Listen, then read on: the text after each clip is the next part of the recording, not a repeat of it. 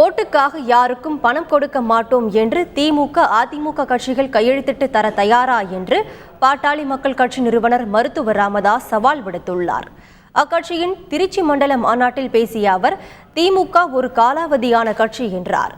விவசாயிகளை பற்றி உண்மையாக கவலைப்படக்கூடிய ஒரே கட்சி பாமக தான் எனவும், மற்ற கட்சிகள் ஓட்டுக்காக விவசாயிகளை பற்றி பேசி வருவதாகவும் கூறினார். விவசாயத்தை லாபகரமான தொழிலாக மாற்ற திட்டங்கள் வைத்திருப்பதாகவும் ராமதாஸ் கூறினார். தாங்கள் ஆட்சிக்கு வந்தால் அனைத்து இளைஞர்களுக்கும் வேலை கொடுப்போம் என்றார். எந்த இளைஞரையும் சும்மா இருக்க விடமாட்டோம் எனவும் கூறினார்.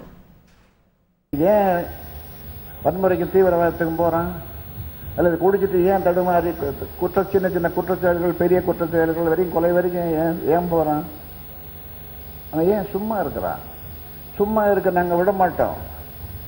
ஒரு இளைஞனை சும்மா இருக்க மாட்டேன். நீ என்ன இருக்கிற, என்ன செய்யறேன்னா சும்மா இருக்கிறேன். சும்மா இருக்கிறேன், நான் சும்மா இருக்க முடியாது, சும்மா இருக்கக்கூடாது. அன்புமணி ஆட்சியில யாரும் எந்த இளைஞரும் சும்மா இருக்க முடியாது, சும்மா இருக்கக்கூடாது.